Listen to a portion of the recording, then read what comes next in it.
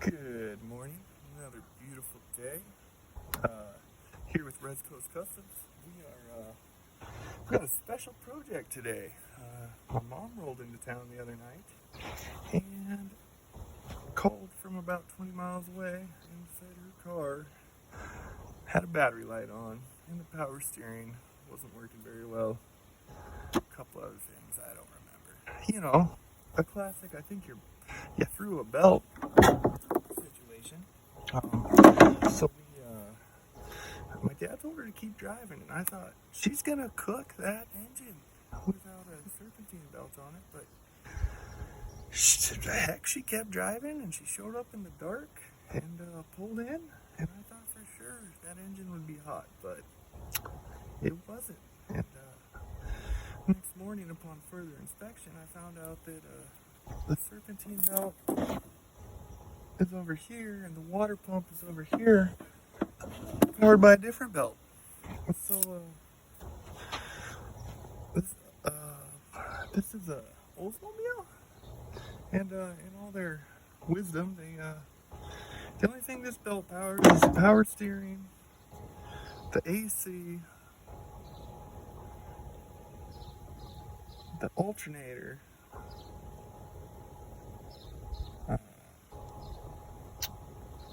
So I don't even think we need this belt. Let's throw about 4 batteries in the trunk, run a hot wire up here, disco the lights, and send my mom back to my dad, and he can work on this 98 Alero. Let's send her 500 miles across the state and see what happens. We'll put a solar panel on the roof. Oh, yeah. Or a generator in the trunk. The only thing we need this belt to do is turn the alternator. Everything else, AC, power steering, those are just accoutrements. We don't need those. So we just need some power to make this thing run. Because the water pump, she's a pumping, Yeah. And so that's good. This is the Oldsmobile Aurora. So anyways, feeling around, we got a belt tensioner over here that's feeling a little cooked. And I was wondering when the belt was just sitting in there and it wasn't tore up or anything, why it came off. But yeah, so that's just an idler pulley. And again, Oldsmobile and all their engineering, I think attached it to the motor mount. So the belt's already off. So now we just have to take off this motor mount. It's 4 bolts and a nut. I'm on the last one right now. It is the motor mount, so I did put a jack underneath the car. I mean, there's a jack holding the car up. Can you hold it back up a couple? And also another jack way under there, holding the engine up. Oh, wow. So, Jacks on jacks. We're already into a 2-jack scenario. You know it's going to be good. Yeah, yesterday your mom and my mom saw the tire laying on the ground and like, what happened?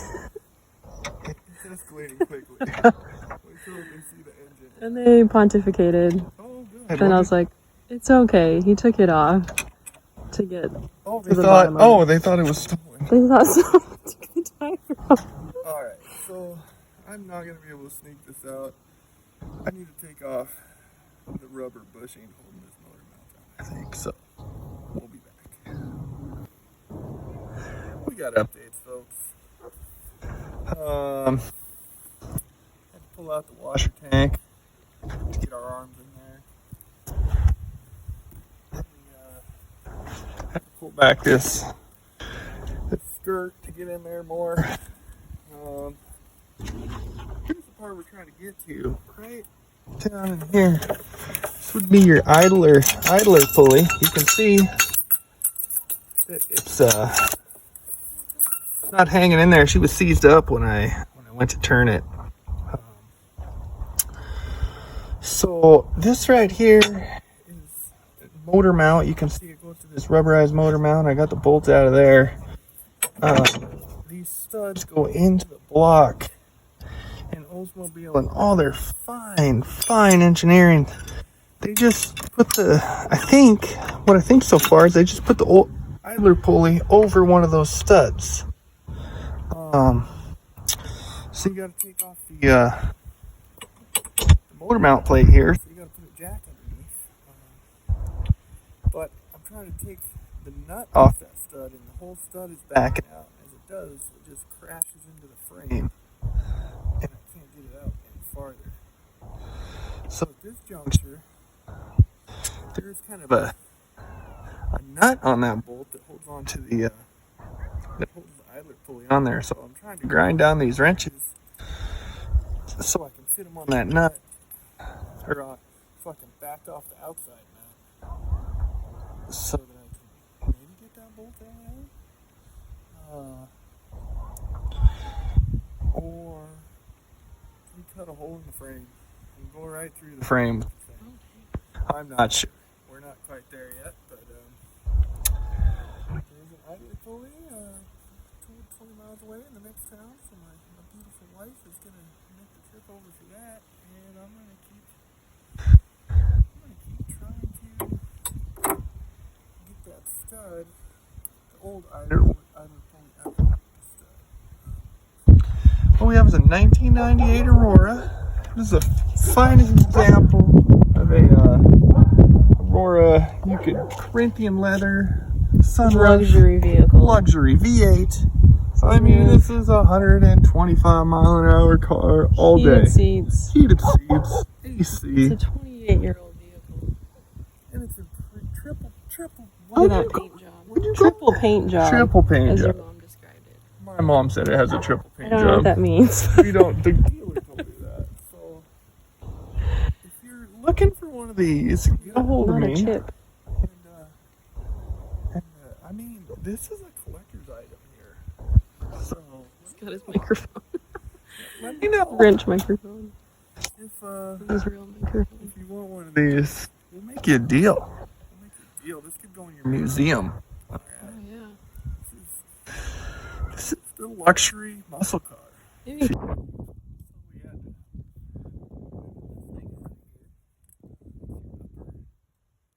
motor mount, or it's the stud that goes in the engine. So this is what we're looking at. We have another stud. I was able to wiggle this plate by, but down there I can't wiggle it by. So we're just gonna trim the very end off the stud.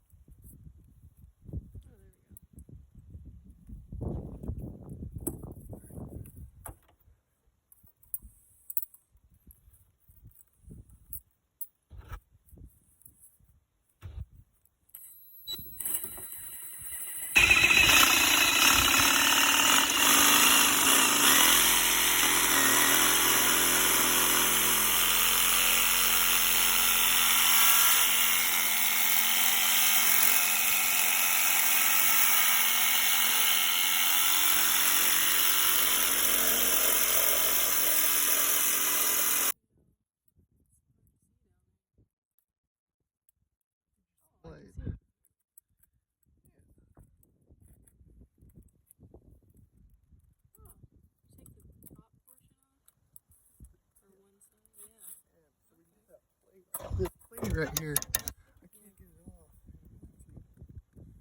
Get that pulley in there. Here we go. Switch blade.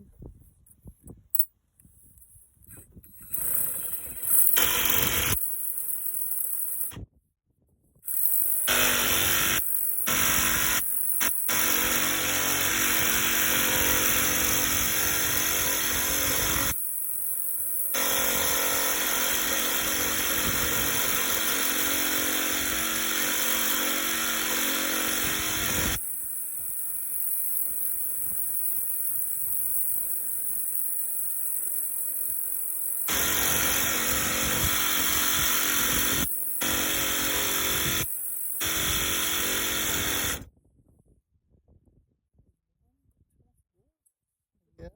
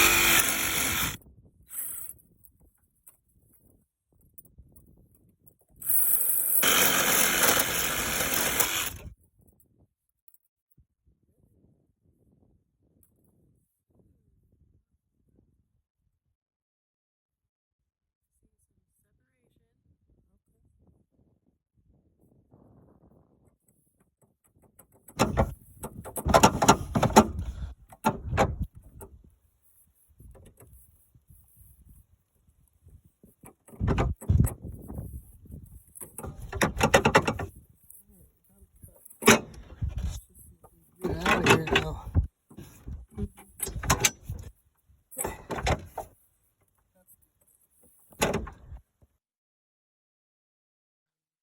All right, so it's another day on the Aurora.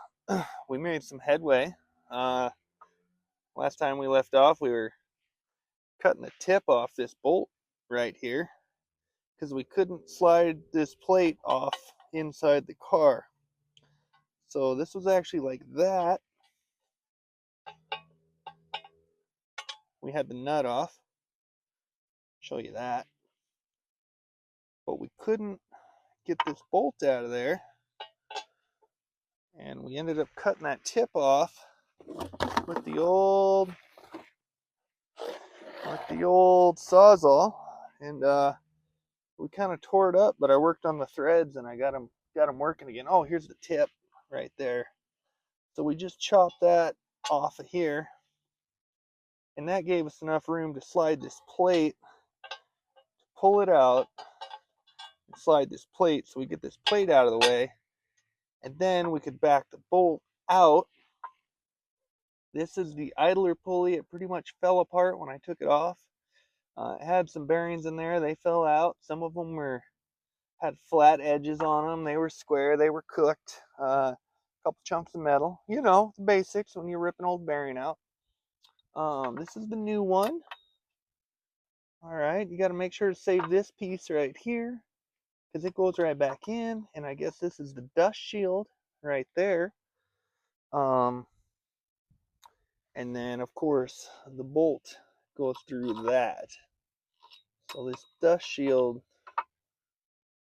I'm not sure if it goes in. Let's go in like that because that's how I had it. And then that goes like that. That makes sense, I think. This definitely goes like that. What if that went like that, though?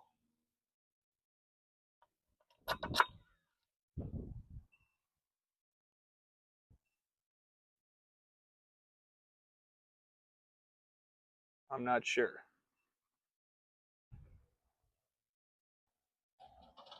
Anyways, so.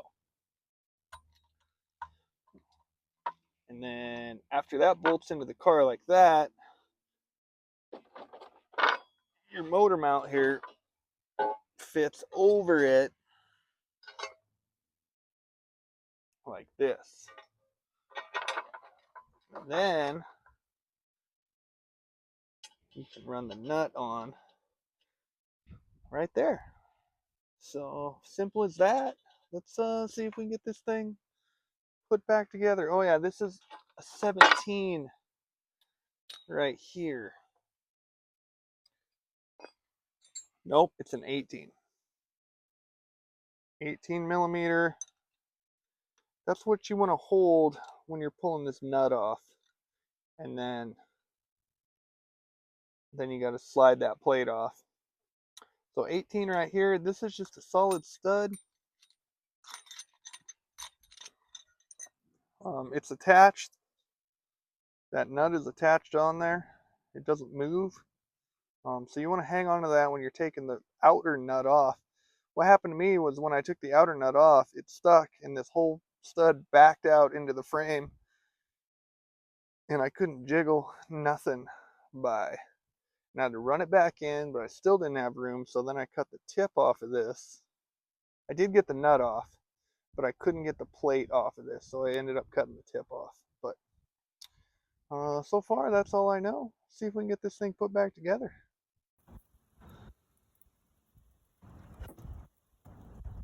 Alright, so I came out here, and this tank inside the wheel well was hanging down a few inches, and this little round clip right here had broken off.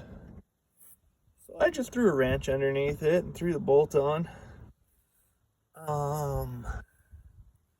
Temporary fix. It's pretty taut in there though, so yeah, I don't know if a guy would want to order a new tank or maybe build a bracket that's a little better than this wrench. But anyways, there's that. And we're gonna get this tucked back on here. We got her put back together. The plate, it bolts to the engine, all the studs are in, and then the motor mount bolts to that, and then we got the motor mount bolt through the rubber down there. So I fired it up and the belt stayed on there. I put the belt on before I put the engine mount thing on, and that seemed to work out really well. So if you go through all the trouble taking off the motor mount, go ahead and just put your belt on before you put that back on. You don't have to work around all the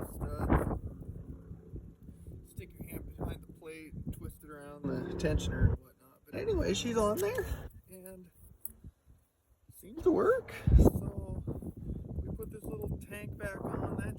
There's a hose right here that goes into the fender and fills up this tank down here, which is held in by this wrench bracket right here. But we're gonna go ahead and snap this inner liner on and call her a day. Stand by.